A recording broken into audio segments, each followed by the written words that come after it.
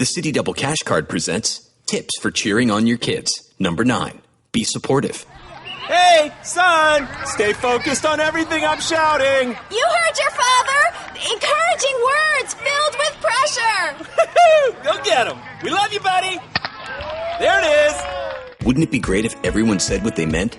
The City Double Cash Card does. It lets you earn double cash back with 1% when you buy and 1% as you pay. The City Double Cash Card. Double means double.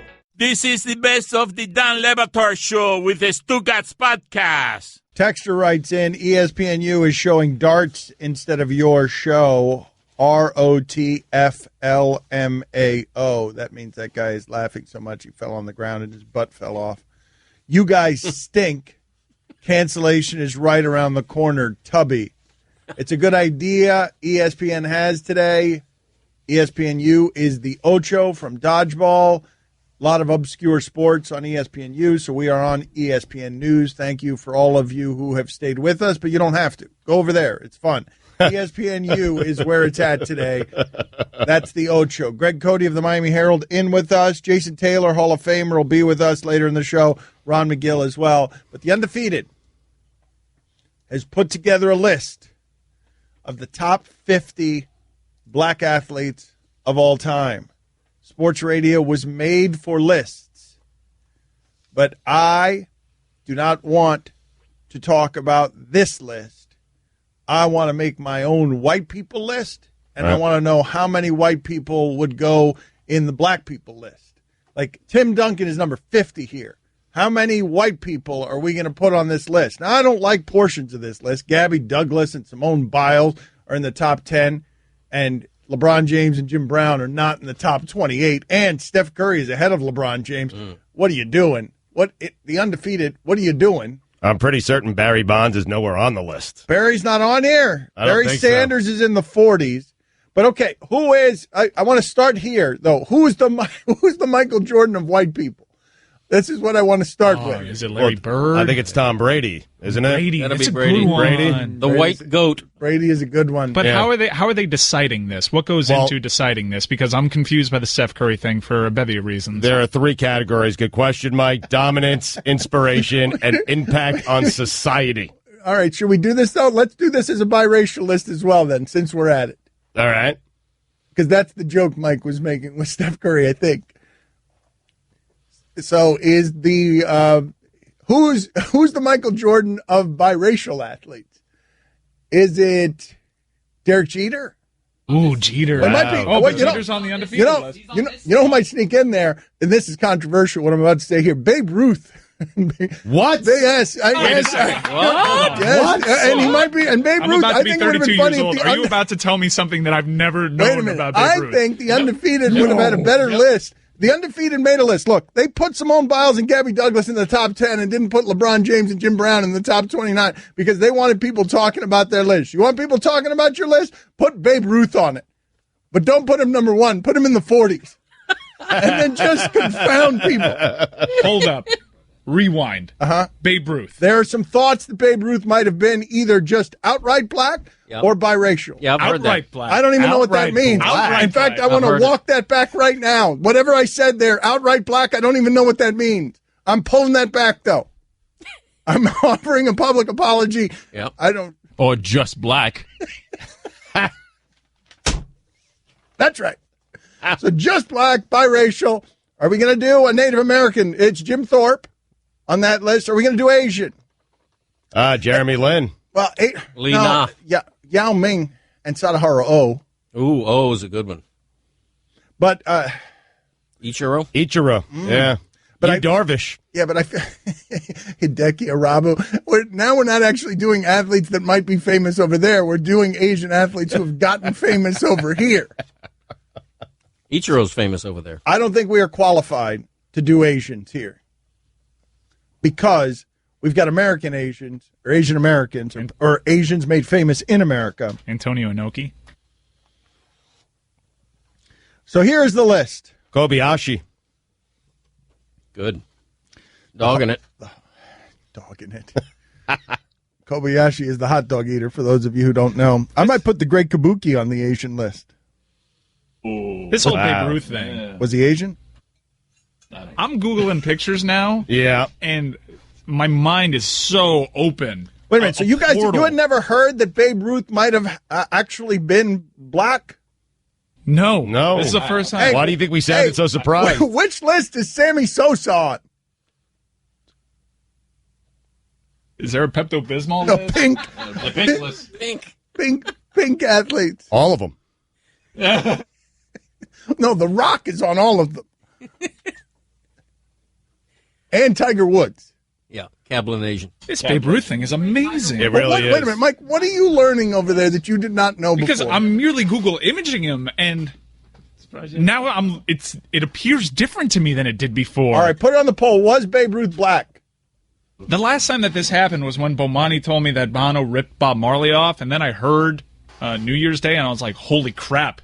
Well, I just learned recently. Did you guys know this? I did not know this until very recently, that Led Zeppelin was just ripping off a bunch of blues. Yep. They got sued in a serious lawsuit. Well, but I didn't know all of that until I read that lawsuit. That Led Zeppelin they were thieves. Mm-hmm. Now, I know that all of music has some elements of thievery, but I did not know that I did not know that Led Zeppelin was stealing from blues. Put that on the poll as well. Did you know that Led Zeppelin was vigorously stealing from blues? We're learning so much in this first But segment. what are you learning about? What are you learning about Babe Ruth? Tell That me he wasn't what a you white find. man? It's a mystery, man. In fact, the poll needs to be changed to: was Babe Ruth maybe black? Okay. Was he maybe black? Yes. Put it on the poll. Maybe. Yeah, but I believe you will read and you will find many articles about this. Go read the Undefeated story. This is all. We're doing this all to bring attention to the Undefeated's list of the top 50 black athletes. But I'm dead serious about this. White athletes. Who's at the top of it? Who's the top 5? Top 5 ever. Wayne Gretzky. Yep. Roger Federer. No doubt. Good Larry list. Bird. Yeah, we worked on this. Yeah, Larry Bird. Yep. Well, but Babe Ruth has to be on the list. Well, he's right? black. Well, okay, but assuming that Babe Ruth is white. Until we clear it up, man. Can we call stats and research? I'm looking at a headline right here that says Babe Ruth's daughter says her dad would have broken baseball's color barrier. Another indication. I'm telling you, I know we're shocking you here in 2017 with the breaking news that Babe Ruth might have been black, or we're shocking some of you. Mike Ryan is just disoriented. His entire worldview has been rattled, shaken, and shattered. Like, he's just confused. He's walking around in circles. I mean, didn't John Goodman play him in a movie? Like, yeah. What is happening? Bad casting. It should have been. It should have. Should have been Bing Rain. So, James Earl Jones. James Earl Jones. Really? That's what just happened there. What just happened? I can't believe Babe Ruth wasn't white. John Goodman played him in a movie.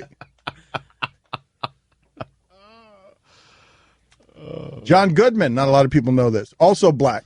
Dan Batard. Our players are held to a higher standard, and we can summarize it all in 3 words. Make that 4 words. We are the Lobos. We are the Lobos. Thank you. Stugats. We are the Lobos. We are the Lobos. I don't We understand. are the Lobos. We are the Lobos. This is the Dan Le Batard Show with the Stugats on ESPN Radio. Sports radio loves lists. We love making fun of sports radio. So the Undefeated has a list of the top 50 black athletes of all time, and we want to make our own lists of top 50 white athletes. Caitlyn Jenner has her own list. That she's the only one on that list, right? I think. No. Dr. Renee Richards. No, very good. Nice. Okay, so let's figure out how to make these lists. But before we go down this path, this dangerous path that might end all our careers, let's talk about what happened here before the show started nationally, which is Greg Cote of the Miami Herald is very cheap. He's in with us every Tuesday, and he stopped by the gas station and learned that cigarettes are $7. He learned this because he wanted to make the joke of, in honor of Jay Cutler being the Miami Dolphins quarterback, all of us here in the studio today would have cigarettes in our mouth as we did the show on ESPN News, and we wouldn't even mention it. We would just have cigarettes in our mouth to celebrate Jay Cutler as a visual joke to the ESPN News audience. However, right before the show started, and I had a cigarette hanging, stuck to my bottom lip. It wasn't how anyone would smoke it, or you've ever seen anyone who is a smoker. It was hanging from my bottom lip, just stuck there. As this was happening, I was told by a vaguely panicked Mike Ryan that a more panicked Lorenzo was going crazy in Washington because you're not allowed to have cigarettes on television. Now, I did not know this, first of all. Second of all, what I wanted to ask you guys is, aren't the rules different for cable television? Because I saw Zach Galifianakis smoking a joint on Bill Maher's show. And, you know, when Desus and Mero came through here, they had a blunt on the desk. They had a grinder, yeah. They told us to remove that, though. Cable's not ruled by the same sort of FCC regulations that other, like the networks CBS, NBC, Fox, ABC. However, networks like ESPN hold themselves to that standard, and it has to do with advertising and just a moral compass that this company has. All right, well, wait a minute. A moral compass this company has while airing professional football. Okay. Not the same. It's not the same. It is. Well, no, what's going on with concussions is kind of the same as the tobacco industry. Yes, it is kind of the same. Yes, it is actually kind of the same. Sure. Okay.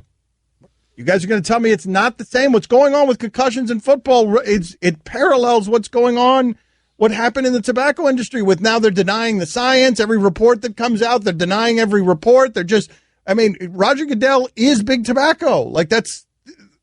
I know with 100% certainty that smoking cigarettes is bad for me and could cause me to die, could cause cancer. I am not 100% certain. Yes, you are. I'm not 100% certain. Roger Goodell told me that I can live longer if I play football. That's right. Well, that was actually funny because one of the reasons that was funny is that Roger Goodell isn't factoring any of the math on the idea that the average person's death is at a certain age, because a whole lot of young people also die in a way that they're not allowed to participate in football. Young people die. The median mortality rate among all people is going to be made lower by young people dying. Anyway, getting off point here. Would you prefer your kid smoke a pack of cigarettes a day or play football every day? That's a great question right there. Yeah, I'm in on that hypothetical. That's a great question. No. Would you prefer that someone you love smoke a pack of cigarettes every Sunday? Or waiting it. But every Sunday, Is this the way that we wait it or precisely? plays professional football every Sunday? Cutler does both. Anyway, I don't know Throw why in a pint of whiskey. Throw in a pint of vodka. Into what? The question I'm asking? And make it a triangular question. Why are we doing that? Well, because, you have your choices now. You're playing football, you're smoking a pack of cigarettes, or you're drinking. But I think his larger point was we're airing football, but we can't have a cigarette in our mouth. He didn't bring up alcohol. You also can't be chugging from a 40 either. Wait a minute. You can't be smoking weed. I was chugging from a giant flask here one day, an oversized flask. Theater of the mind, Dan. What do you think's in here, by the way? All right. We're on the radio mostly, so if you're going to make visual jokes. Well, I held it up. We're on the radio mostly. Oh, right. The radio audience still couldn't see it when you held it up. I'm holding up the world's biggest flask, which may or may not be filled with coffee. God. All right, get out of here. Get out of here. Just go to the penalty box. There was nothing wrong with that comment. Well, I mean, you tried to defend awful, yourself of holding it up. Thank you. Awful. No, don't thank me. I'm agreeing with Tony. Tomatoes in the box. I thought you had my back. All right, no. I usually do, but in this case, I understand. I mean, I wanted to give him the chance to stay here, but like he kept making it worse. Do what's in your heart. Heart. Do what's in your heart. All right, so I want to ask these questions on the poll at Le Batard Show. Did you know that you could get in trouble for having cigarettes on television? Yes or no? Because I know the NFL, and this is just the funny arbitrary moralities are amazing. Like the NFL, you're not allowed to, they don't take any tobacco sponsorships, right? They do not. I don't think anyone really takes tobacco sponsorships. Nobody really does. I know, but it's just funny because they take no tobacco sponsorships, but good God, they get a lot of alcohol sponsorships. I think Anheuser-Busch, can you check this for me? How much does it cost Anheuser-Busch? $1.2 billion to simply be the official beer of the NFL? I'm pretty sure the number is in the billions. Looks like $1.4 billion. Bud Light, beer of the NFL, through 2022 for $1.4 billion. I mean, the arbitrary moralities of this, of the idea of not taking tobacco money. You know what's going to happen here? This is what's funny about what's going to happen here in 20 years. Marijuana is going to be an NFL sponsor in about 20 years. 100%. Once the stigma is fallen on all of this stuff, and then all of a sudden the government decides that, hey, this is no longer illegal, so therefore it's no longer immoral. From a Darren Ravel article 2 years ago, it's $1.5 billion that that Anheuser-Busch extended with the NFL. They extended their partnership through 2020. It pays them roughly $250 million a year. Wait a minute, $250 million a year. Okay, so the total package. Correct. It's not annually. Their partnership is extended through 2022. Okay. So the total, it's a $1.5 billion dollar deal. Did Stugatz read the internet wrong? Does he get a fine? No. I did not read it wrong. You asked what the deal was. He gave you 1.4, which was pretty much on the money. But think about what I'm saying for a second. The idea that you would ban, and we talk about this all the time around here. I don't love the idea of the government making laws for me. I will decide for me what is right and what is wrong. I don't like the government doing these kinds of moralities where in 1920s alcohol is illegal and then it's not. And in the 1950s there's not a stigma on cigarettes and then there is. Marijuana in 20 years is going to be so much different than where we were 20 years ago. Like this argument that we're having in the present day of Roger Goodell saying that marijuana is still banned in the NFL and that he's got to go to the players union and is thinking about conceding that is going to look so laughable in 20 years. Laughable about how far behind the NFL was given the pain business that they're in. But what exactly are you suggesting he does? Like, are you saying be a leader? Have vision. Be a leader, don't be a follower. Listen to your players. You're really powerful, you have a lot of money. Be a leader, don't be a follower. I'm with that. Now, I know what he's going to do. What he's going to do is make sure he gets something in return for it. It's going to become another thing that is negotiated. He's not going to just bend over or fall over. Fall over is probably better than bend over. Mm-hmm. Yes.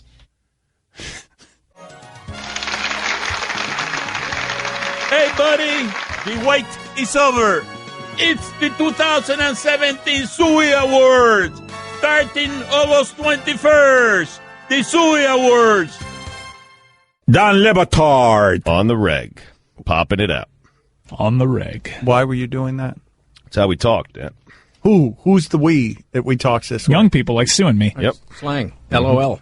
Tell him, Greg. Stugatz. Look at Greg Cote trying to get into the hipster conversation LOL. with an LOL. Right. ICYMI. I just said LOL.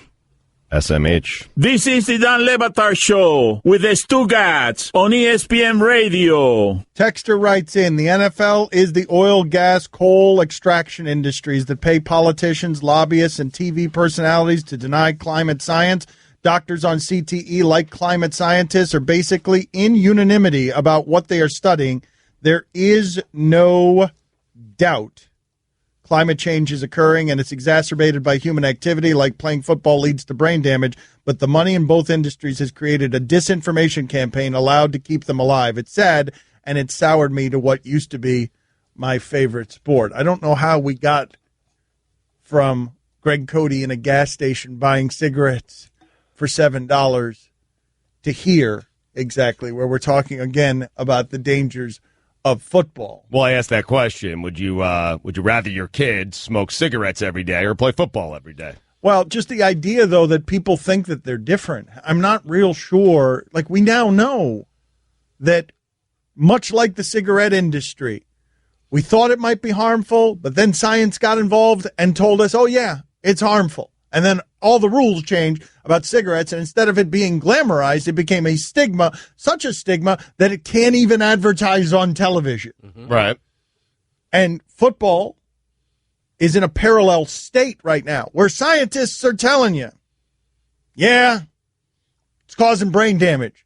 And we try not to do things that cause that kind of brain damage.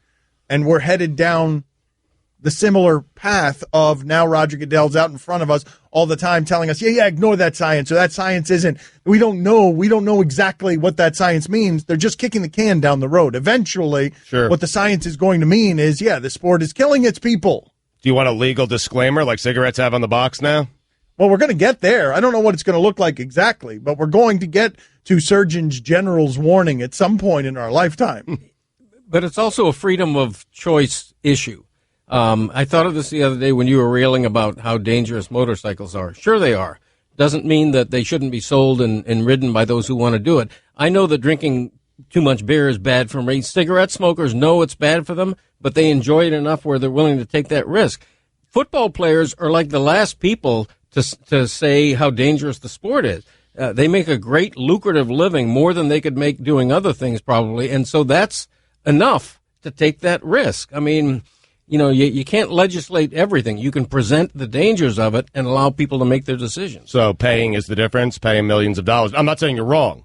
But it's a huge factor, sure. Well, yes, obviously it is. They know they're doing something dangerous. If you told a non-smoker, I'll pay you $1 million a year to smoke a pack a day, I'm guessing a lot of people would become smokers. Well, but when you put it that way, though, if you have to agree with the analogy, because if you agree with the analogy, what we are doing on Sundays is absolutely paying those people to harm themselves for our entertainment.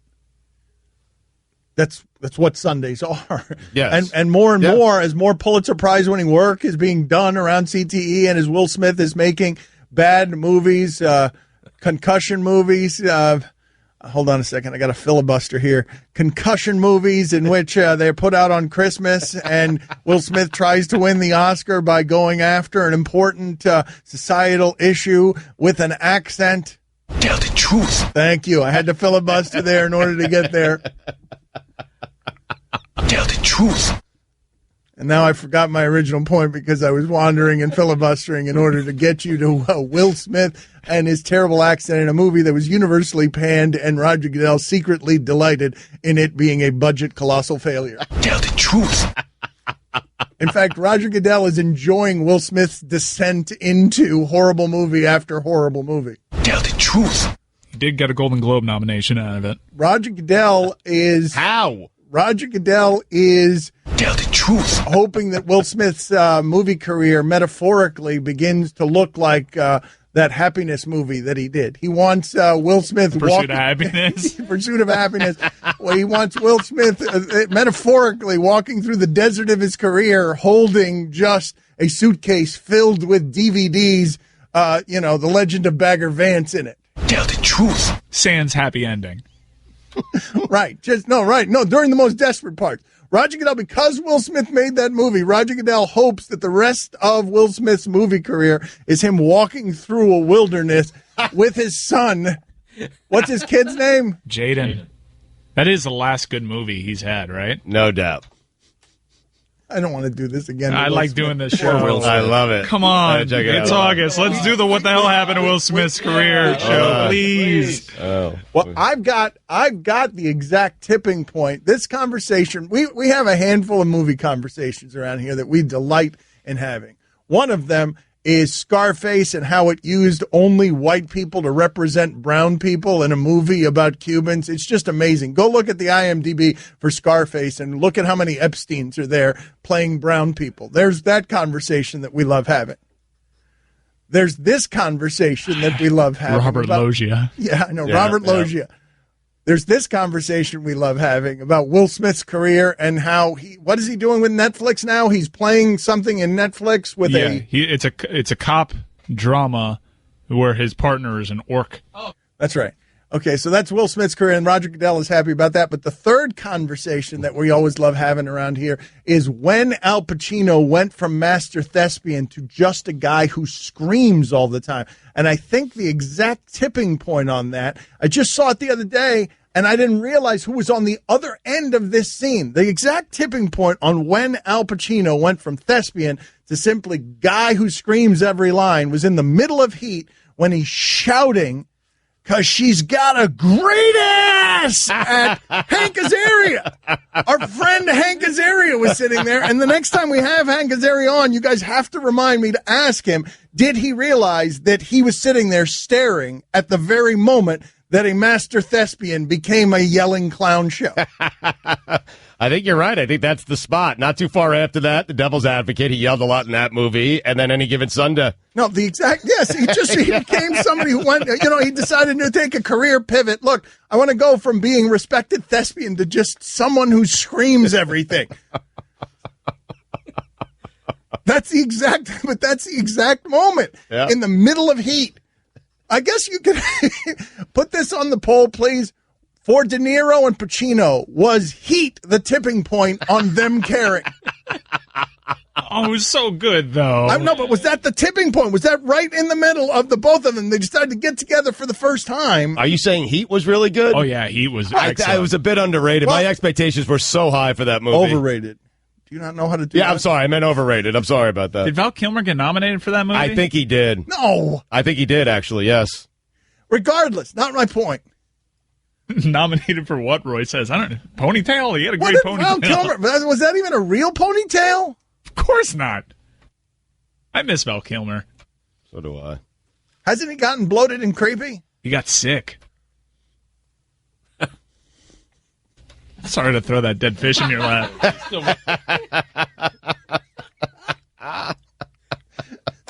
Sick. I had coffee with my colleague half an hour ago. Sick is so much kinder than bloated and creepy, which I thought he became without the sickness. I think he became bloated and creepy before the sickness, All too. right, I want to apologize publicly to Val Kilmer, not where I thought this show would end up today. I also want to apologize to Roger Goodell for bending him over last segment instead of telling him to fall back. Who else do I need to apologize to? And Tony Baselli for doing the same football show, Football is Violent show that we've done that makes him angry every time. My apologies. It was a Grammy nomination for Best Spoken Word. Oh, okay. Oh, sorry, Val. De Niro did Casino after that, and there's a good point by a texter. Scent of a Woman may have been the point where Pacino just started screaming, and that was before Heat. He never fell out of that character? Blind guy. Yes. You may have shaved yesterday, but remember, your facial hair continues to grow throughout the week. Keep your beard at bay using the tools from the good folks at Dollar Shave Club. I see where I got it wrong. He was nominated for an MTV Movie Award, Most Desirable Male. What? Catch more of the Dan Le Batard Show with the Stugats, 10 to 1 Eastern on ESPN Radio and ESPNU. Hi, everyone. Stugats here. Support for the Dan Le Batard Show podcast comes from our friends at Rocket Mortgage by Quicken Loans. Chances are you're confident when it comes to your work, your hobbies, and your life. Rocket Mortgage gives you that same level of confidence when it comes to buying a home or refinancing your existing home loan. With Rocket Mortgage, you can apply simply and understand fully so you can mortgage confidently. To get started, go to rocketmortgage.com/Stugotz, STUGOTZ, equal housing lender, licensed in all 50 states, NMLSconsumeraccess.org number 3030. Don Le Batard. I just looked over my shoulder where Max and Stephen A. were talking to Snoop Dogg about whether or not LeBron is top 5 all time. Get the hell out of here. Stugats. Who's responsible? Is that you, Salatoro?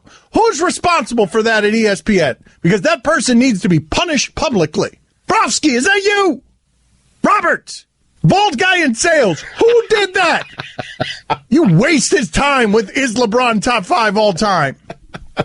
I hate you. This is the Dan Le Batard Show with the Stugats on ESPN Radio. ESPN Radio is presented by Progressive Insurance. Comparing rates to help you save. Now that's Progressive. Call or click today and find out how much Progressive could save you. Guest on the Dan Le Batard Show appear via the Shell Pennzoil Performance Line. Here's your SportsCenter update. Tampa Bay Buccaneers running back Doug Martin has been suspended for the first 3 games of the season after testing positive for a performance-enhancing substance last year.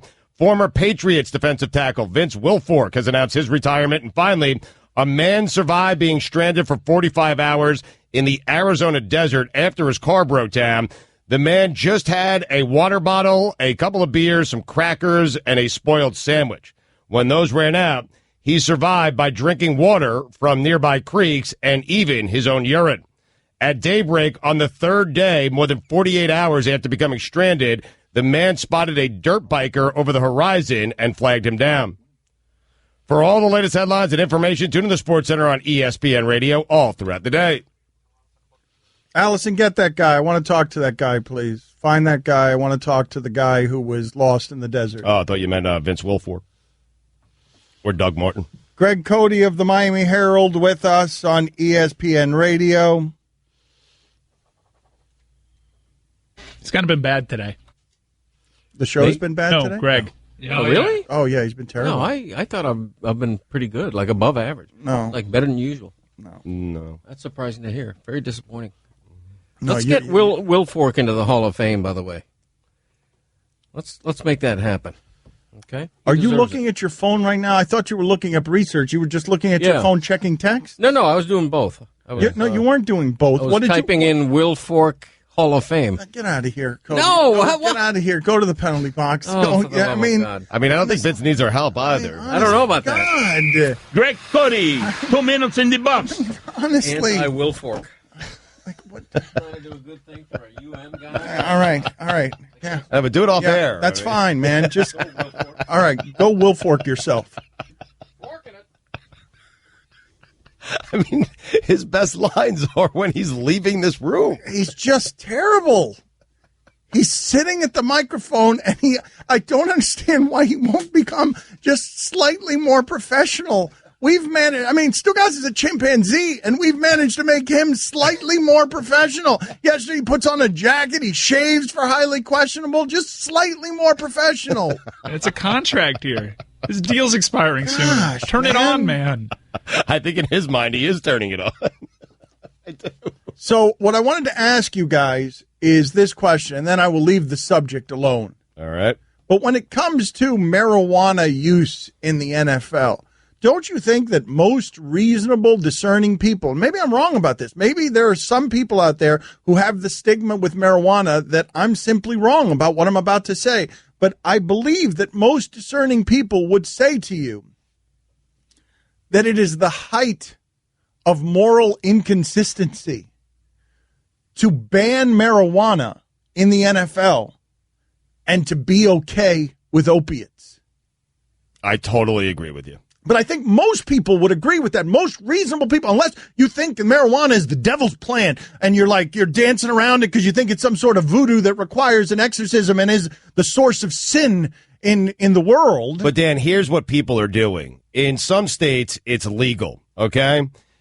You get a prescription from your doctor whom you trust to go get something to help your hurting body or to help you get rid of the flu. And so it feels more normal. It feels more official that you're walking in with a note from your doctor saying, hey, I need this. This is good for me. You're not doing that. In some states you are with marijuana, but in most states you're not. There is still a seediness to going to the purchasing of marijuana and smoking marijuana in many different places. There is. It's a big difference. I just think we now understand. That's what my friends tell me. I don't really know. I'm just telling you, listen, I got my ear on the streets, and that's what my friends are telling me. They're telling me that even though the stigma is not nearly as bad as it used to be, there is still a seed. You still get arrested for it. You're not going to get arrested. You walk in with a prescription for Oxy. You're just not. I know, but these are the dangers of allowing the government to make the rules for you. The idea that we fool around with opiates when they are more dangerous than marijuana by a good amount is an arbitrary morality that is at best inconsistent. And then if you want to find out where the money goes on opiates and the healthcare industry can be vastly more sinister than what it is that I'm saying. So Greg Cote of the Miami Herald has returned. We'll see if he's any better. Now, David Griffin was saying that Kyrie Irving... Just on your point real quick, I went to a music festival last week, and there's always people at these festivals trying to sell you drugs.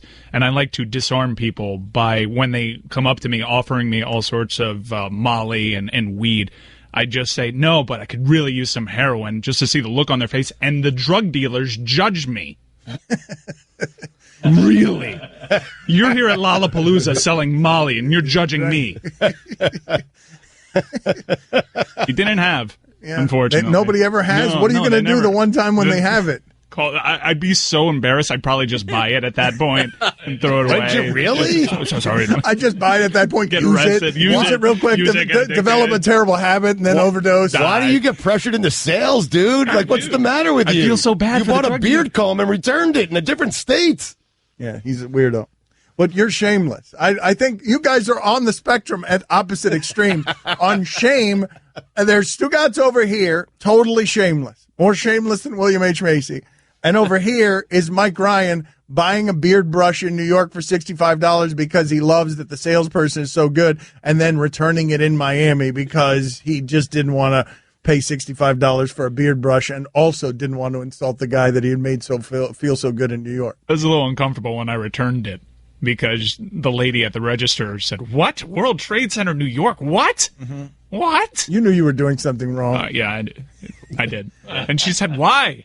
And I made something up about how I didn't like how it felt. I don't have a beard anymore, you said to her while staring right at her. While wearing a trench coat and pulling it over my face. Because I don't have a beard. What do you think of David Griffin, the former Cavs general manager, saying that Kyrie Irving was courageous in doing what it is that he did? I think when you're a former general manager, you can afford to make a statement like that. If a current general manager said that, I would be a little more impressed. I mean, what'd he do? That's so courageous. He went to the owner and said, "I want to be traded because I think I'll be happier somewhere else." Privately. Did it privately. So, well, that's not courageous.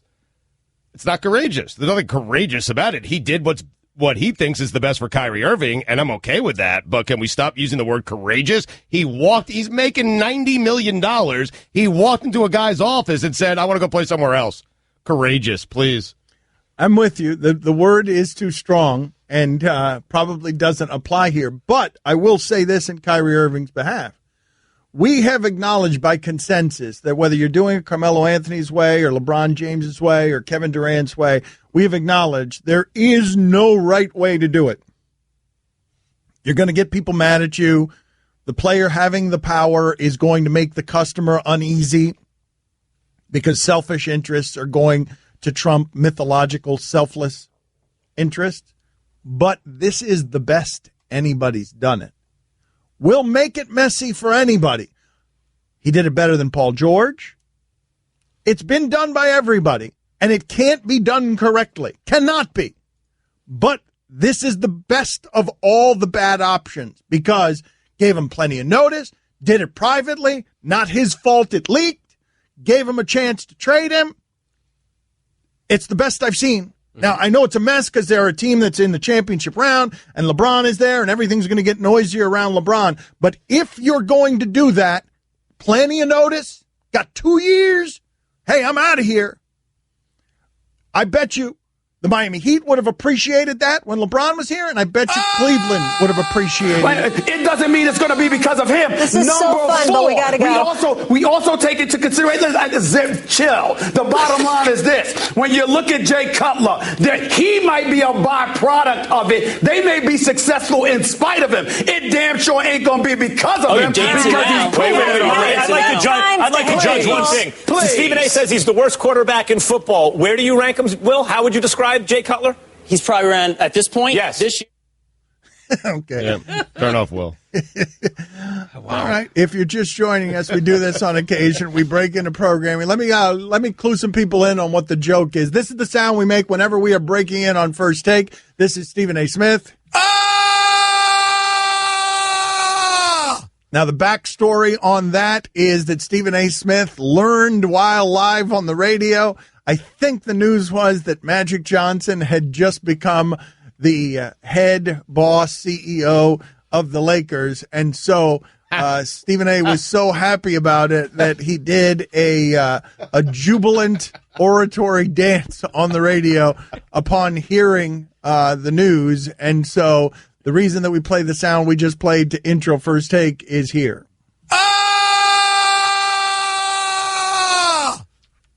It is official, ladies and gentlemen. It is official. The Los Angeles Lakers have just announced minutes ago during the commercial break that Magic Johnson, Irvin Magic Johnson, is the new president of basketball operations for the Los Angeles Lakers. I have never been that excited during sex. Don Le Batard. What do you prefer, flat wings or drumsticks? Because I like drumsticks. I like drumsticks, too, yeah. Flat rules. Stugats. If people do just drums, though, you'd think there's a bunch of extra flat wings just laying around, right? Right. Thank you. Yep. I think more people do all flats, though. Oh, Really? no, I think more so. people do drumettes. I'm telling you, more Wait a people do minute, the drumettes. I like drumettes so much No, more. no, no. In Yeah. fact, I'd prefer to do all drums. Flatten it. This is the Don Le Batard Show with the Stugats on ESPN Radio. Ellison has located Mick Oman. He was lost in the desert for days, drinking his own urine, so he's here to live to tell about it. Thank you, Mick, for making time for us. What happened? How long were you lost in the desert? How did you get lost in the desert? Well, good morning, guys. And yes, I'm legendary for drinking my own urine. I was lost last Thursday, on the 27th. From at 3:00 is when my transmission blew a hole in it, and I didn't get home until 4:30 Saturday night. And so it was a long little journey in the woods, into the wilderness. All right, what was the most uncomfortable part about it? Drinking your own urine or something else? Well, it was very difficult. The situation I was in, I was way down between two mountains, and way down in the gully, and I had to try to get a phone signal, so I had to go back up, and I was probably had to climb about an 800-foot peak, and there's in Arizona, there's not a friendly bush out here. Everything's got thorns in it, and it's very loose rock everywhere, and so it was a very difficult climb to get up there. And it's 3:00 in the afternoon. It was 100+ degrees, and I was not prepared for this, so I didn't have any water, and that was the hardest part, just getting up there, and just to find out I never did have a signal. It was completely dead up there. And so coming back down, I was completely saturated. I mean, sweat running up the end of my nose. It was like I just stepped out of a shower, and I needed water. I drank my last half a bottle of water. And then fortunately, my truck still ran. I have an air conditioner, so I could sit inside the cab and cool down after that rock. Really the whole urine thing wasn't as obnoxious as you would think, other than the temperature. I wasn't bitter or wasn't salty. It actually worked. I mean, wow, it really you're answering questions I haven't even asked. Yeah, we're going to get to that in a second. Sorry, man. But Mick, at any point during this ordeal for you, did you fear for your life? Oh yeah. In fact, in case something happened, I posted. I made a video to explain my situation, how I got there, and I just wanted my sisters to know how much I loved them, and my niece and nephew, and that was heartfelt. That was really a hard little thing to make. I got pretty emotional there.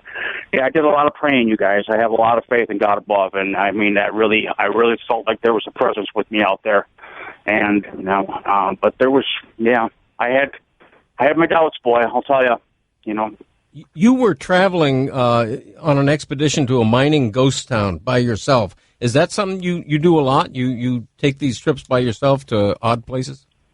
Well, I'm kind of semi-retired down here, and I just moved to Arizona, so mountains are new to me.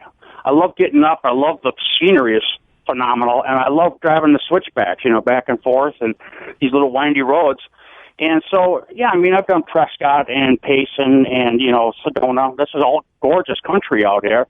And I like to do them normally with friends and whatnot. But that morning I just got up and I decided to go have lunch up there. I didn't plan on going off into where I got. Did you run into any animals? Were there any animal situations? Well, what I was going to do is one of my strategies was to actually I know it sounds stupid, to actually set the mountain on fire.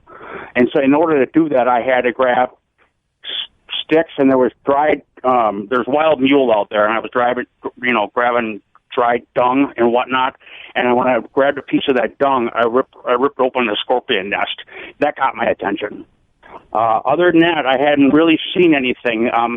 On my way out of there, when I walked that Saturday morning, I came across some mountain lion tracks in the sand, and I followed those. He was going the opposite direction I was, because it had rained that night. So it was fresh sand. I could see his tracks, and they were big paws. Wow. But I followed those for about 800 yards. We had shared the same path, so he might have been out in the bushes watching me. And I mean, thank goodness he had a belly full, because I didn't want to have to encounter him. But other than that, no, I really didn't see anything. I never saw. Other than that, right? Right. Yeah, but Mick, before you drank your own pee, before you resorted to that, you ate a spoiled sandwich. What kind of sandwich was it? Of course, great question. Well, you know what? That was a leftover sandwich from lunch. You know, I went up to that little Prospector Mall, it's called, and I had a bowl of chili, and I ordered a hoagie. And so the hoagie had mayo on it. And so I had half of that left, and I put it in that cooler, and all I had was those little ice packs, and they don't last, worth squat. So I actually saved them for the next morning, thinking I'd need strength. And when I opened up the cooler, it was really, it was actually hot in there, and it had started to turn, so I just whipped it into the weeds. That's the last thing I need is a case of botulism out in the middle of the desert, Agreed. Yeah, totally. Agreed. Are wrap sandwiches? What's that? Do you consider a wrap to be a sandwich? It was a hoagie sandwich that she had wrapped up for me. It was left over from that. No, that's not what he's asking. Have you ever had a wrap, like a wrap sandwich? A wrap, just a wrap. Yeah, like a chicken wrap or whatever. Yeah. Do you consider that to be a sandwich? That or a burrito, if you want to call it. I don't know. Not a sandwich. It's a burrito. All right, Mick, thank you for answering all the important questions. We appreciate it. And congratulations. Happy for you. Wrap. Happy chicken wrap? Is that what you just muttered? Okay, that's a good way to end the segment. Don Le Batard. I tell you, I have a knife, Swiss Army knife, and I'm ready to go. All right, whatever you need. I can start a fire with 2 sticks, just like you hear about. I've done it. Stugats. You've never done it. I have done it. No, you surviving haven't. it. This is the Don Le Batard Show with the Stugats on ESPN Radio. So, what did you guys think of that interview we just did? I'm asking both the audience and Greg Cote of the Miami Herald and Stugats. I thought it was pretty good. I thought it was awful. You did? Well, I felt like, first off, he tried to answer every single question with his first answer. And so there was really no rhythm to the interview. I just didn't feel, man, I hate doing this. We were fine. He wasn't. There, I said it. He was saved by a nearby cyclist came by and noticed him, and that is how he was saved. I do feel like there were some unanswered questions in that interview, but I guess what I gathered from the way that he answered the urine question is a lot of people have probably been asking him, what does urine taste like? So he segued straight into salty. Yeah, what it tasted like before we had even asked him. Regardless, put it on the poll at Le Batard Show. What did you think of that? Good or not good? I don't think he said salty, right? He said bland. He said the opposite of salty. Yeah. It wasn't Cody what you would wasn't think. listening. Oh, I thought he said salty, because I always imagine urine being salty. Cody wasn't listening, and I wasn't listening to Cody, and now you know what Tuesdays are like for all of us. I thought it was interesting, this guy. I mean, he had to confront his own death. It almost reminded me, remember a couple of years ago when the former NFL player Rob Conrad was lost at sea? Mm-hmm. Similar situation, maybe not quite as dire. I thought it was interesting. Time now for Greg Cody's Back in My Day. And now, it is time to take a trip down memory lane. Here's your guy, Greg Cote, with Back in My Day. Pencils! If you don't think I'm a man of simple pleasures and tastes, ask me the most unexpected delight of our recent European vacation. We'd checked into our room at a lovely Barcelona hotel called the Cotton House, and sitting there atop the notepads in the room were elegant black pencils. New pencils. Erasers unused. Lead at a fine point. The memory reeled, wafting fondly back to childhood, to tests in noisy classrooms, to the odd insistence that filling in those bubbles for those multiple choice answers demanded one of the sturdy infantry of the pencil troops, the yellow Ticonderoga No. 2. Whatever happened to the noble pencil? History romanticized the quill pen, grudgingly tolerated the unnatural abomination of the mechanical pencil, and resigned itself to the mass production of Bics ballpoint. All the while, the pencil was there, devalued, quietly content with the background, waiting for nostalgia to sweep it back into relevance. Still waiting. And waiting. It wasn't pens that beggars sold from their tin cups during the Depression. It was pencils. The world's greatest sketches and poetry arose from lead points, the font of creativity. There was an art to the very act of pencil sharpening, to shaving the wood head with economical strokes that told the world whether you were a true pencil man or an imposter. The debate of round barrel versus roll-inhibiting panels raged within the pencil community. This was back when cursive wasn't a swear word, when penmanship reigned, but as pencilmanship. It was when emails and texts didn't masquerade as communication, when post offices bustled with vitality, when we wrote letters to one another, longhand galloping over the page in glorious lead, words slaloming to the finish line. Take a moment today. Yes. Look in your junk drawer and find a pencil. Yes. The one unseen for 10 years and unused for longer. Yes. Favorite with a fresh point. Yes. Smell the cut wood. Place that lead on blank paper and dream again. I'm Greg Cote, and that's how it was back in my day. Glory be to God! Put it on the poll. Do you own a pencil? I'm dead serious. I could not go into my house right now and find you a pencil. Sad. Do you own a pencil? Let's go around the room here. Roy, if you went through your house, are we going to find a pencil? Yes. Mike, if we go through your house, we're going to find a pencil. So many pencils in my house. Nice. Allison. Yes. Chris Cote. No. What? Wow. Stugat? Zebra pencils only. I could not find a pencil in my house right now if I had to. Do you have a sharpener? If you have a pencil, you have to have a sharpener, right? I feel like there's a lot of things you can't find in your house. That's true. Mike, do I have a pencil?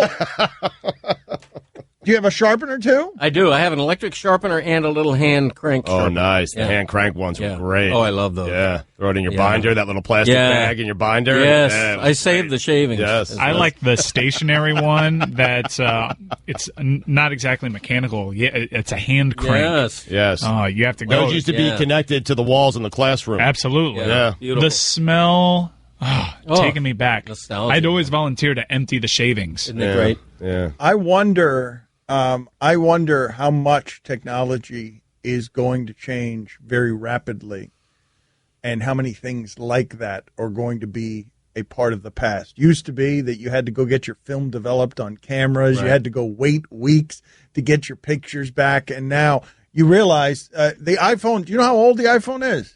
No. It's 10 years old. Everything has changed in those 10 years. Everything.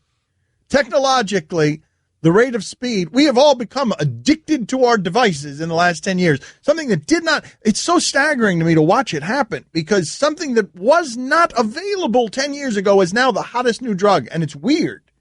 It's like, it's as if some sort of drug were to make an appearance right now that was the best thing you've ever seen, far beyond heroin or any drug you've ever known. And it was just invented. The drugs are what the drugs have been for a long time. The technology are what the technology have been for a long time. But Apple changed everything 10 years ago in a way that's stupefying and was rapid.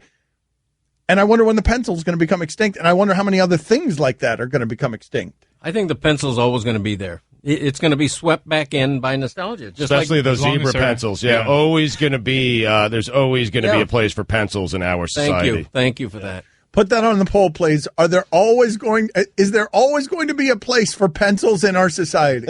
SAT test, right? You still need a number 2 pencil. But I think those are going to be computerized eventually. Oh, you can hack those. No, you can't hack a number 2 Wait a pencil. minute. You believe that that's where technology stops on SAT tests? Yes. Like we're going to be doing it that You're way? still dipping in the Scantron. The bubbles. Wait a minute. You guys, okay, so that's interesting. That everything would change technologically in the last 10 years except for SAT tests. That still going to have to bubble in a Scantron. Bubble in it. So, 100 years from now, the robots are going to be bubbling in a Scantron. I think we're already there with the SATs, Mike. You might want to look up. You might want to check. Yeah, just kids these days don't know the joy. Mike, of this is what I'm telling you. What I am telling you is, Mike, let it wash over you right now. While you were at Lollapalooza, watching Chance the Rapper, not understanding why young people like Chance the Rapper, that is your midlife crisis. That right there is the spot where the tipping point on you getting old. I'll tell you what. You know where there will always be a need for a good pencil? Golf course. Nice. There you go. Course. Golf course. Yeah. Golf course. I love small pencils, but pencils nonetheless. Architecture, yes. too. Yeah. Well, the miniature pencil has its own delights. Crossword puzzles. Wonderful. You don't want to go into a crossword puzzle just with your ink. Right. Give yourself benefit of doubt. You might make an error. That's why I love golf pencils with erasers. I get a snowman. I may change it to a 7. Exactly. Just depends on my mood. Just put the 7 down. Yeah, snowman. Don't waste the golf lingo there. Good on ya. Pencils. Go ahead and put it on the poll, please. Are you a jerk if you refer to an 8 as a snowman? Okay, it's the only way to refer to it. In golf language, it's the only way. Snowman. Bad ally to have here, Cody. You don't want Stugatz rushing in to defend your choice of words. Well, I get snowmen. I'm a bad golfer. Stugatz isn't. You can't refer. You're a jerk. Yes or no? You're a jerk if you refer to an 8 as a snowman when you can just say 8. Oh, so many snowmen, especially when the course dog legs out the back, man. Dogging it. Yep. I love the sunburned snowman who runs the UFC. You want more of the Dan Le Batard Show with the Stugats? Tune in, starting at 10 Eastern on ESPN Radio and ESPNU. Daddy, where do babies come from? Honey? Mommy went to the store. Oh, well, you see, there's a mommy and a daddy, right? Right. And see, when they call Geico, they could save a bunch of money on car insurance. Oh, really? And that makes them happy? Yes, that makes them very happy. That's good. Yeah. Well, I'm glad we could have this talk, Sunshine. Geico, because saving 15% or more on car insurance is always a great answer. Dan Le Batard. Mike, how'd you feel that went? Was that okay for you? No, what do you think about it? Huh? What do you think? Since you think you're being smart a little bit about it. What do you think I went? No, not being smart. I would not do that to Mike Tyson. I'm not being smart. No, sir. I say it in the most respectful way possible. Well, you're the interviewer, so you tell me how it went, buddy. Stugats. I'm sorry if I've upset you, Mike. Thank you for being on with us. No, you didn't upset me, because if you upset me, you would have known about it. This is the Dan Le Batard Show with the Stugats on ESPN Radio. And finally, being single can kill you faster than if you were obese and should be considered a public health risk. Experts have warned.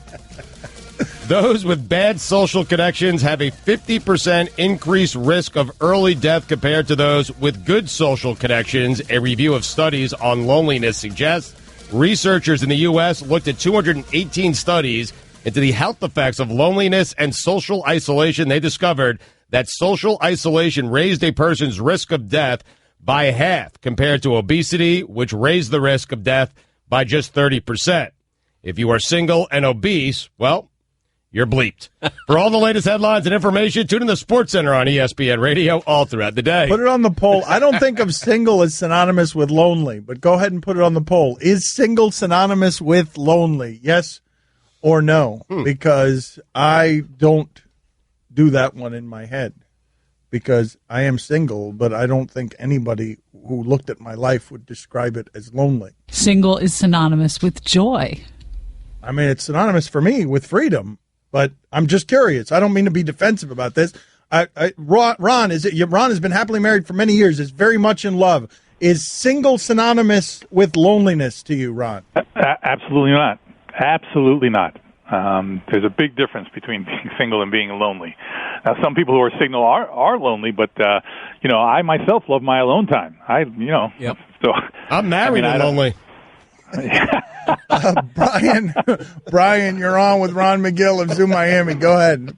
Yeah. Hey, Ron, I love you. I want to ask you a question. I saw someplace that 90% of koala bears have a sexually transmitted disease. I was wanting to know if there's any other animal that's just dripping with an STD besides the koala. Well, it's interesting. The koala, first of all, it's a koala, not a koala bear. We got to try to get that bear thing out of there. Everybody calls them koala bears. But yes, the STD they have is chlamydia, and it does wipe out entire populations of koalas. It's one of the biggest threats they face in the wild because it is sexually transmitted and so contagious. Having said that, there are certain primates that carry a strain of herpes that actually they can carry it as just carriers, But if transmitted to human beings, it is a strain of herpes that can be fatal to humans. On the flip side, the common herpes simplex virus that humans carry, that produces cold sores on your lips, for instance, can be fatal to animals like gorillas or some other primates.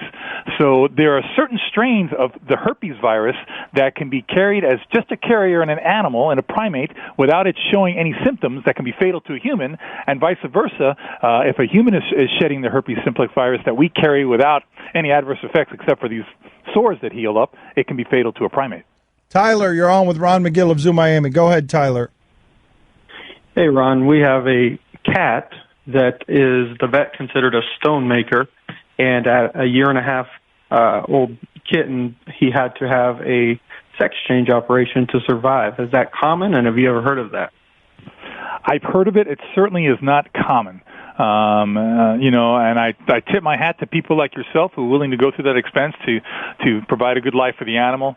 I wish there were more pet owners like you. It's certainly not common, but I have heard of it. Ron, obviously down here in South Florida, big snake stories out in like Pembroke Pines and that area where dangerous snakes are popping up in people's lawns all over the place. What's happening? What should people know? And what can people do? Well, here in South Florida, we live alongside a lot of wild areas with a lot of development going out towards the west coast. They want their land back. Let's be honest about this. The snakes want their land back, and they should have it back, and they're going to kill until they get it back. Stop it. Stop it, Dan. We can coexist with these animals. You built your cul-de-sac where it was the snakes' home, and now the snakes are mad, and they're going to end you. Oh, my God. What's happening now is that with the rains, a lot of these animals, especially snakes, that like to get, under the primary surface of dirt, are kind of getting flooded out of their homes. So they're looking for higher land. They're coming up to areas where, of course, when you build a home, what do? You buy a lot of fill because you don't want your home to be flooded, so it's up on higher land. So these snakes are going up to higher land. They're having these conflicts. People are seeing them. Here's the bottom line, folks. There's no such thing as a snake that's going to attack you, okay? No such thing, Dan, no matter what you want to say or believe.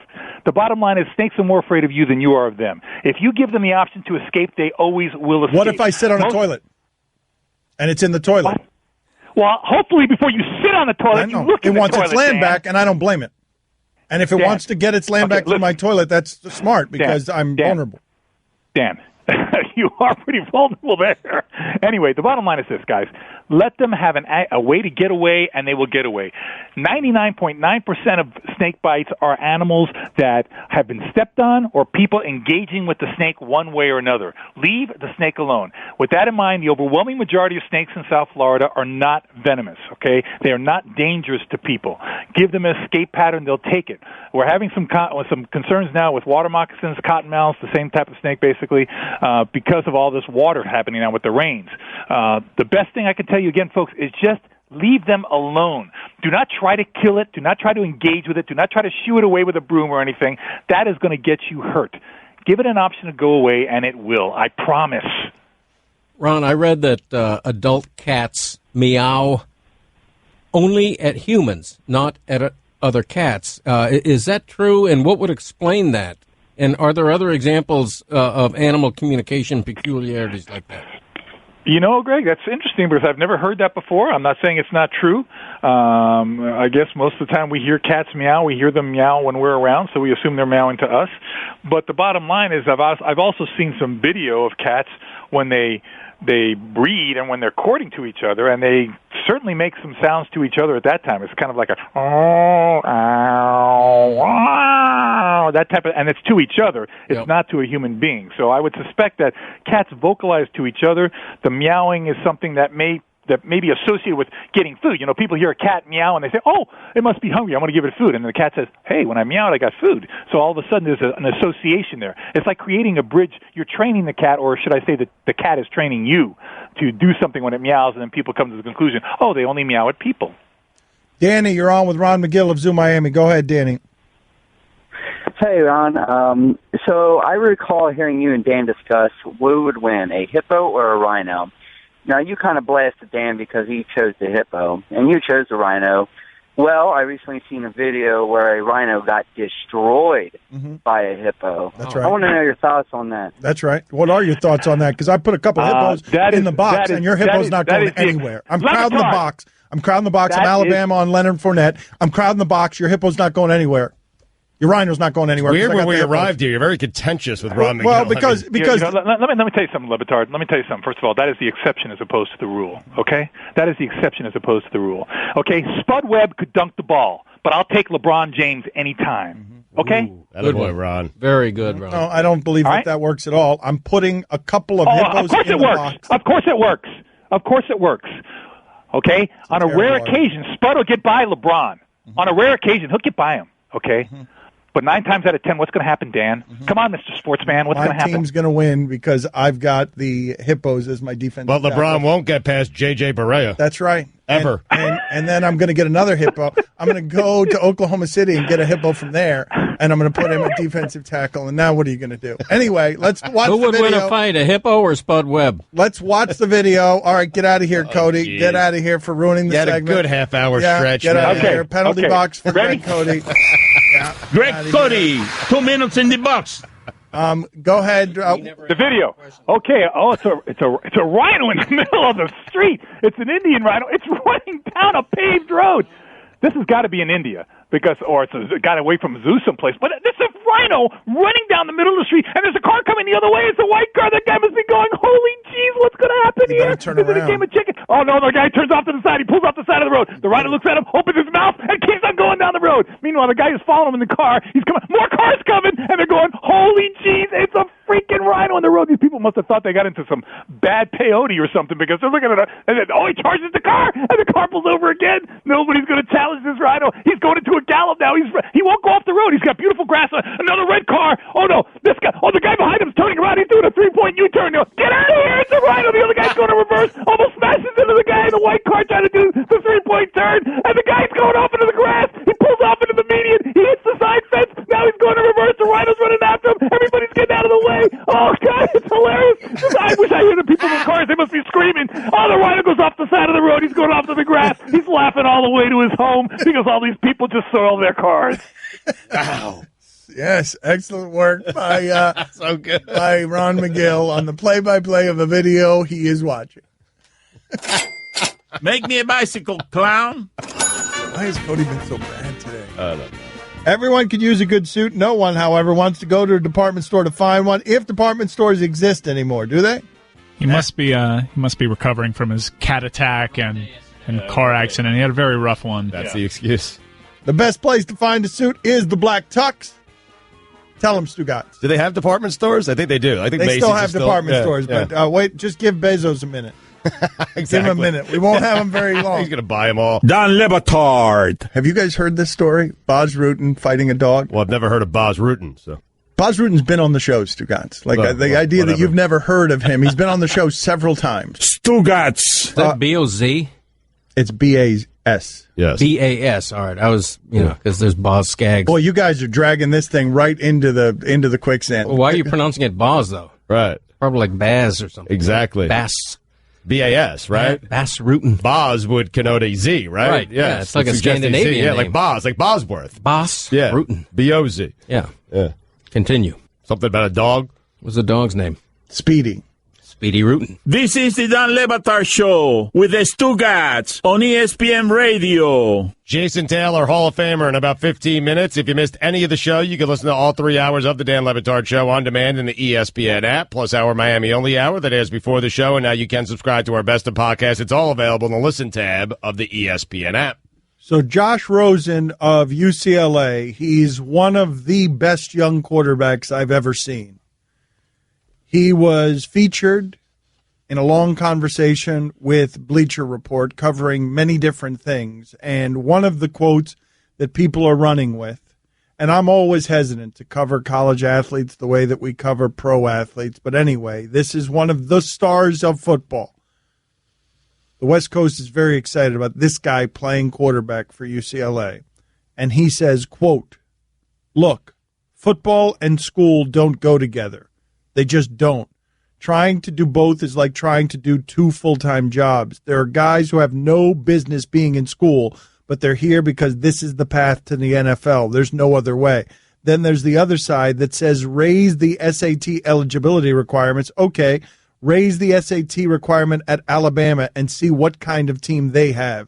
You lose athletes, and then the product on the field suffers. Cote, your thoughts on what Josh Rosen, the UCLA quarterback, said? It's hard to disagree with him, but at the same time, I think college athletics is not for the 1% who have a chance to play in the NFL. It's for the 99% who aren't going to play beyond college, but who, because of college football, are almost forced to get an education or almost forced to get a degree that they'll actually need in life, whereas the 1% won't. Greg, when you go to one of those big schools, I'm guessing all those guys think eventually they're going to the NFL. When they're in high school, I'm guessing all of those guys think they're going to make it to the NFL. Right, and? Well, because Greg is saying it's for the 99% who don't make it to the NFL, at least they get a college education. Right. No, I think first off, what Rosen is saying is totally fine, and I agree with it.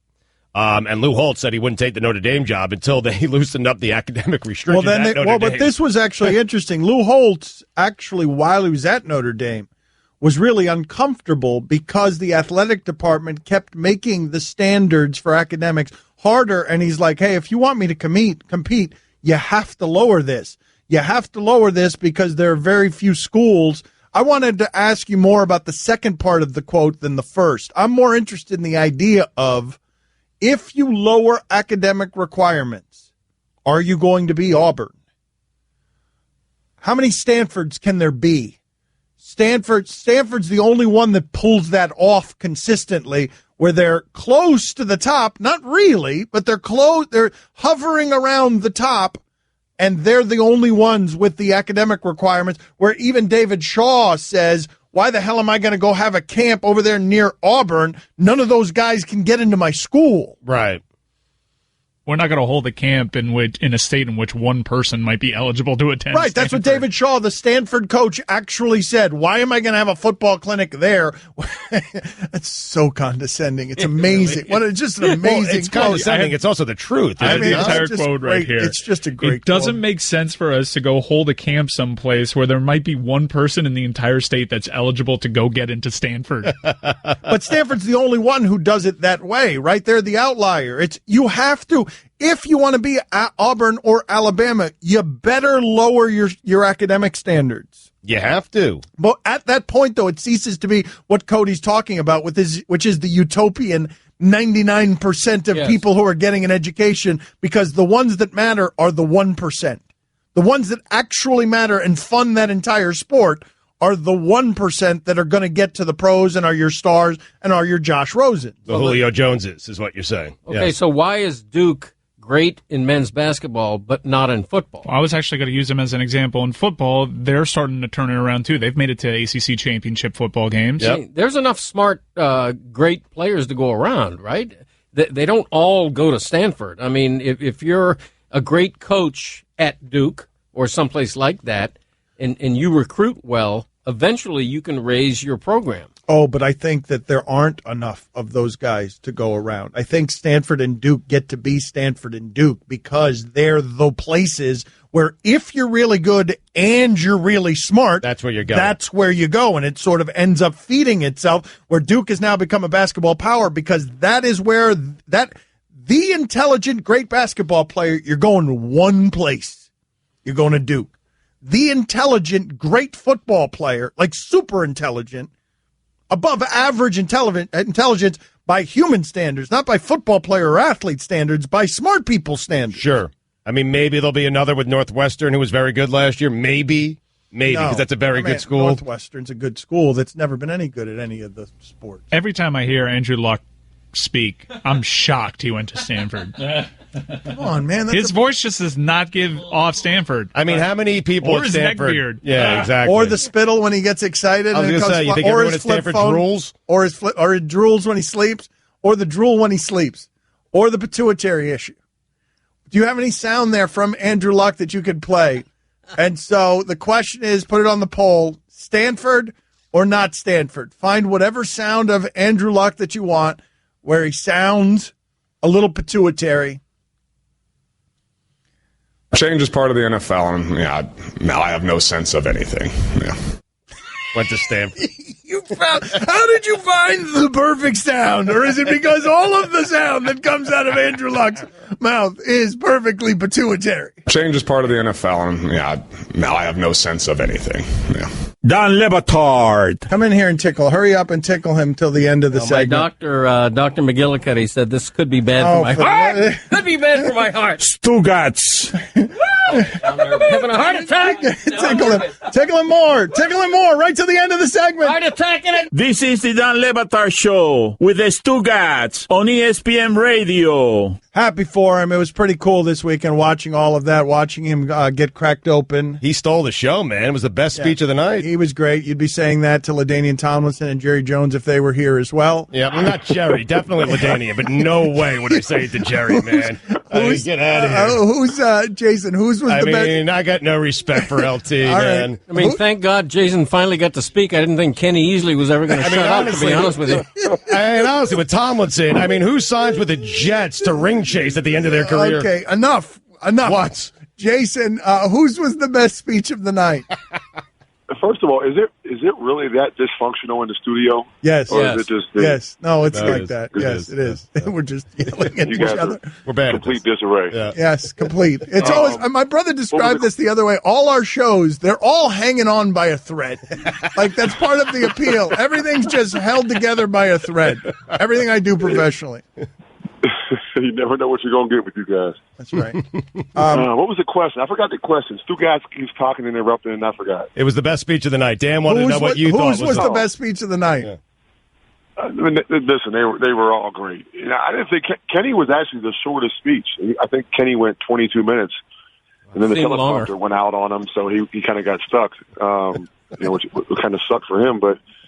I went a lot longer than I thought, but I thought everybody has their own story and had a chance to share it. So I'm not in the business of rating speeches, but what came out came out. All right, I want to talk to you about that stuff and celebrate and congratulate you. But I've always found you interesting on all topics when you're unburdened, and I'm just curious. Like when I tell you there's going to be a picketing outside of the NFL offices, a rally for. Colin Kaepernick, your thoughts there are what? I don't mean to blindside you with this, but I know you have strong opinions on things. I didn't know whether you had a strong opinion here or not. I mean that's fine. It's no big deal. I don't think it's going to change a whole lot. If you want to picket or protest or whatever, I think you need to go to each respective club and do it in front of everybody's facility. I mean, the NFL in Park Avenue is not the one signing Kaepernick to play for them this year, or not signing Kaepernick. So. He's for whatever reason he's not on a football team. People can call it race or the issue of that what he took a stance for last year, or people don't want the distraction. You can't really liken it to a Tim Tebow because Tebow brought a distraction, but the talent level was a little different. So it's people want to protest or whatever. It's fine. But you don't have a strong opinion one way or the other on what's happening with Kaepernick. We can move it on. I'm fine to move it on. No, you can move it on. I don't. If he's good enough to play, he should be playing somewhere. Teams think he can't play, then that's different. But for owners to not bring him in because they may view him as unpatriotic, I think is bullcrap. There it is. There's the opinion at the end there. Okay, it took us a while of some digging, and there's the opinion. I mean, listen, everyone. This is America. Everyone is allowed to have a voice. You could have a voice, and if you're convicted enough about something, you want to stand up for it and fight for it, then that's fine. Not everyone's going to agree with you. I mean, not everyone agrees with Trump or agree with Obama or whatnot. So, there's going to be a portion of society that is very unpopular with, and you have to be willing to deal with those things. And maybe that's part of what he's dealing with here. Do I think it's fair? No, but is it the facts? Yes. What is the most emotional moment that you had over the entirety of the week there, the week-long celebration of the end of your career? It had to be nostalgic and a piece of it sort of bittersweet, right? You get youth again, but it's also over, and we're closing the book. Yeah, I mean, there was a lot of emotions, a lot of fun, first of all, but a lot of emotions. I think the toughest part was really the hour and a half before we went out to give our speeches, and to get our, do the whole thing and getting the bus and all that. I'll be honest, that was the first time I really practiced my speech. It was about an hour and a half or 2 hours before. I had obviously read through it, but never practiced. I didn't want to rehearse it. I had an idea of what I was saying, where I wanted to go with it. Gratitude being the theme, but the 2 hours before the enshrinement, when I read through it and got emotional in my hotel room reading through it, I was like, oh boy, this is going to be a rough one. Like, I'm sitting in a room by myself. Actually, Seth Levitt was sitting with me, and I started crying like a baby, and I'm like, it's hitting me now. Jason, that theme you used, 20 years to get 20 miles, was a really nice touch. I wonder, during the speech, you seemed to get the most emotional to me and sort of struggled for composure when you were talking about your 3 kids. Why? It may be obvious, but why was that tough for you to speak about that? Well, they're my life. I mean, everything I do now with my life is dictated by the kids' schedule.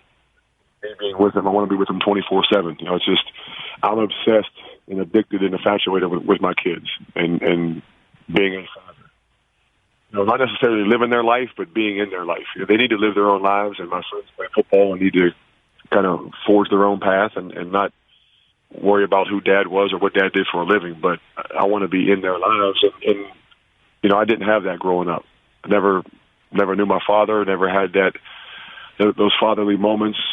The tough ones, the disciplinary ones, the ones where you confide in them, and get advice. The ones that you talk about girls with them, or you talk about cars, or whatever it is. All those experiences that I'm having now as a father are like, priceless to me. My kids, it's amazing. My kids can make me cry anytime. Just some of the little things they do. We're walking the other day in Canton. We were leaving an event or something, and we're walking kind of underground. They have kind of an underground walkway where you can get away from the crowds and be able to expressly get out to the parking lot. And we're walking, and my 13-year-old son, Mason, just reaches over and grabs my hand and starts holding my hand. And we're walking in the hallway with security and people, and there's a bunch of people around. And my 13-year-old grabs my hand, and like I instantly, he did it like it was nothing. And I get teared up, and my older son just looks at me and starts smiling. He's like, "Why are you crying?"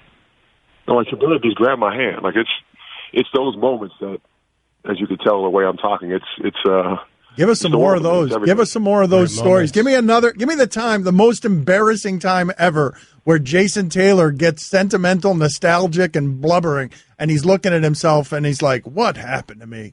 I was a gladiator. Now look at me. Kids will do it to you, man. I mean, it happens all the time. I can't even tell you. It's heck, the dude's on the stage and on national TV, trying to talk and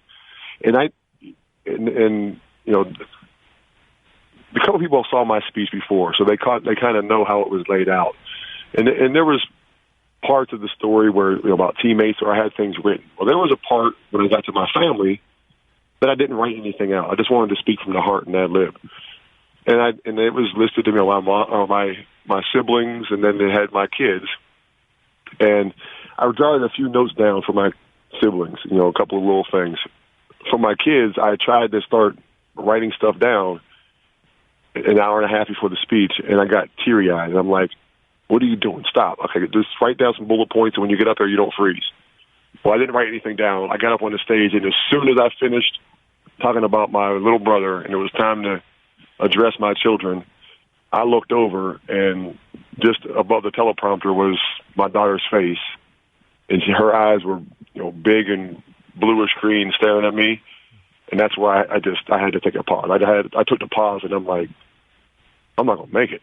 Like I can't even get a word out. And it just, those times happen all the time. And it's the greatest, like I said, the greatest honor and job and joy in my life is being a father. And I just don't get how people can have a child and not be there for them. I don't understand how a man can have a kid and not provide for them. I'm not talking about financially. I'm talking about emotionally and physically being around and, being able to walk by and shoulder check your son into the wall, or, put your arm around your daughter and hug her.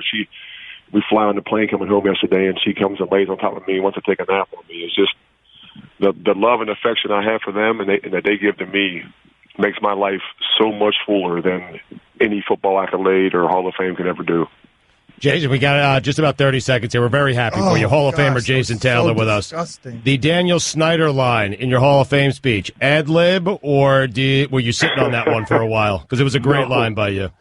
No, that was ad-lib, and I don't know if anybody knows, but Dan saw my speech before, and Dan helped me out with some stuff, but no, that was complete ad-lib. I saw Dan at Jerry Jones' party the night before, and we had a really long talk and really long hug and conversation in the party, and he was apologizing to me that the fit wasn't right, and there was some disarray, and I was apologizing to him for, in essence, stealing money and not giving him enough plays. That's just how I always felt. I didn't play for the money, and I felt like I didn't give him his money's worth. Jason, is it true that Jimmy Johnson and Jerry Jones sort of ended their feud a little bit in Canton? I'll say this: it was very, very important, and I think big that Jimmy was there, and Jerry and he spent some time. Jerry spoke about him at length in his speech. Jimmy was around Emmett again, and Michael Irvin, and Charles Haley, and all those guys, and it was special. People were coming by knowing Jimmy was my presenter, and Jimmy got dang near more love than I did from the Hall of Famers and the guys there. So I think it was very important. We are out of time here. Just real quick, anybody when you got off the stage that you're like, ooh, I forgot. I should have thanked them. Me, maybe? Yes, there were people I forgot. Nose to God, sorry it wasn't me. But I promise you, if they gave us 4 hours to speak, I would fit your name in there somewhere. Thank you. Jason, thank you for being on with us. Congratulations. Genuinely happy for you. No problem. Thanks, guys. All right, Jason. I appreciate it. You can listen to the Dan Le Batard Show with the Stugats 10 to 1 Eastern on ESPN Radio, and you can watch on ESPNU.